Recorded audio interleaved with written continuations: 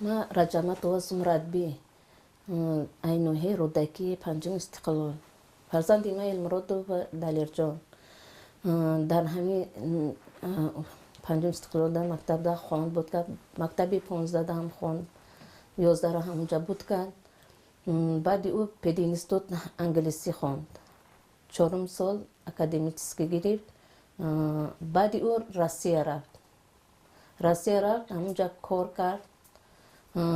ماه ایلده گشت آمد با 2 ماه دیگه قطیم ایستاد بعد او ماه سپتامبر 2016 با جمهوری روسیه رفت در اونجا کار کرد 2 ماه کار کرد ماه دکبر دیگه علاقه بسته شد تا 1 ماه را نفهمیدیم که فرزند ما در کجا هست یک روز دادرش تلفن میکنن که ما به جمهوری افغانستان اومدگیم پدر مادرم دا نگاه بین که خشرو دلیر جون ما حاضر میدونم که در کجایی چکار رو قطعی مشغول هستی درست پیش همسایه یک اینترنت یک ویدیو را آورد این نوار را ما تماشا کردیم همه تماشا کردستیم این کجا در توغر میوه این نوار در سهرت بود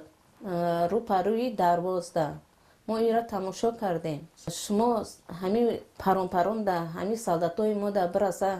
حالی ما چی میشوه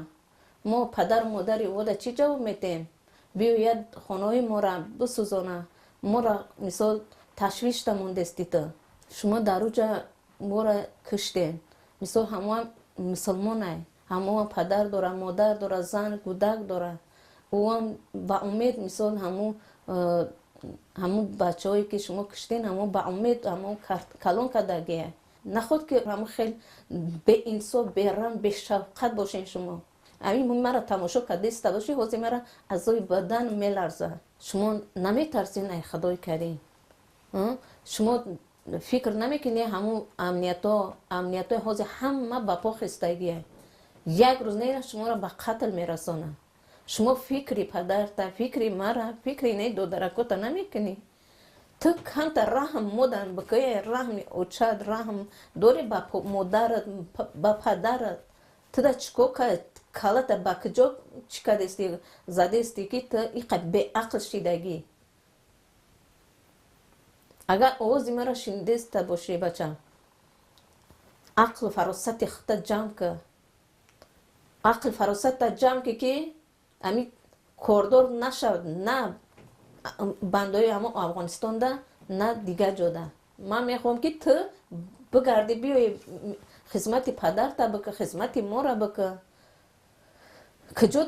کجا ده آمدگیه که مسلمان بکشه همو هم کلمه داره همو هم با زبانش دایم کلمه داره ذکر ده کجا ده توری میوه ای بچه شما تو کدام درجه به عقل شیدگین خطانه نشان دادستین به عقلیتون به فراستیتون به وجدانیتون تو بیا اینجا حاضر اگر بخواهیش خودت بیایی ترا عفو میکنه حاضر هم که قانون برآمدگی شکر خدا تاجیکستان آباده تینجه سری پریه هیچ که گشنه نیسته هیچ که تشنه نیسته همه دره راسته ای پشتی تو ما همی سرم تا خورده غلطیدم مثلا دستم اینه شکست من حوض ایلوش ندارم اگر میخوام که حوض اینم خیلی سوخته است در غمیته هم خیلی یاد کردگی تو میدونی مهر مادرت کو یگان جدا کو چی نمیشه برابر شده نمیتونه بچم حوض میخوام که همی برم همی ایدستت بگیرم بیام بچم کمتر اندیشه که کمتر فکر مورانی بکه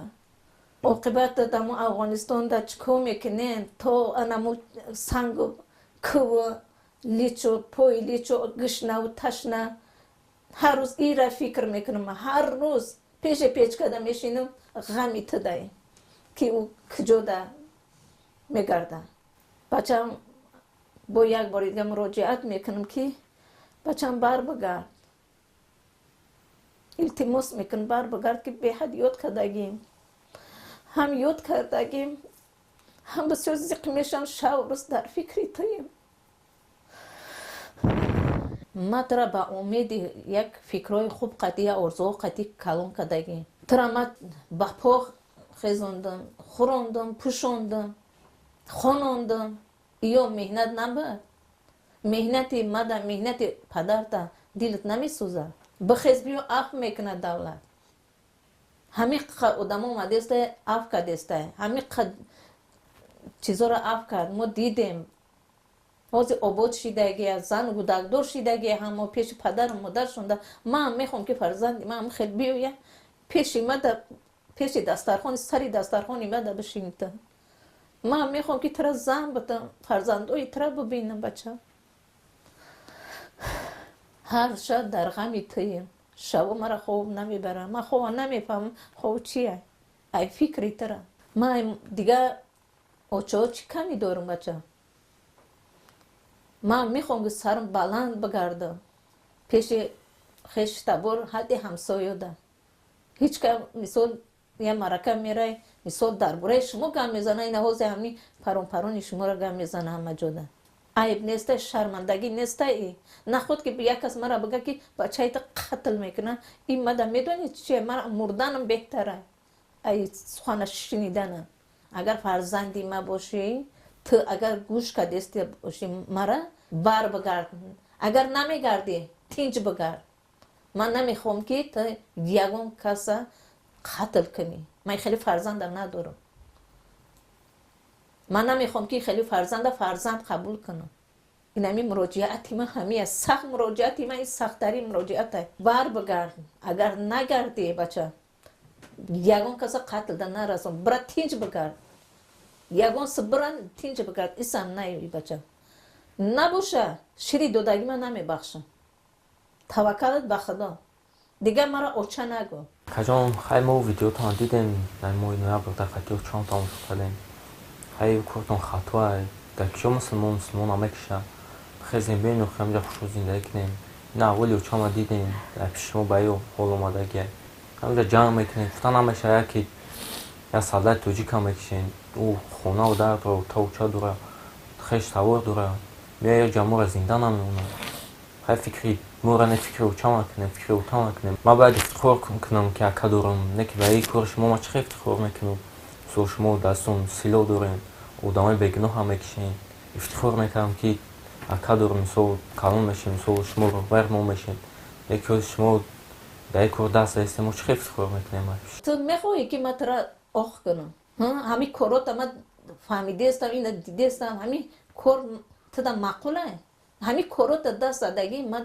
مده خیلی فرزند در کار نیسته اینا اگر که مرا مادر گفته قبول کنی بچه مادر گفته اگر قبول کنی بر بگرد نگردید گمشه یگون بره تینج بگرد سری همه را در بالا نمون همه را دیوانه کردین شما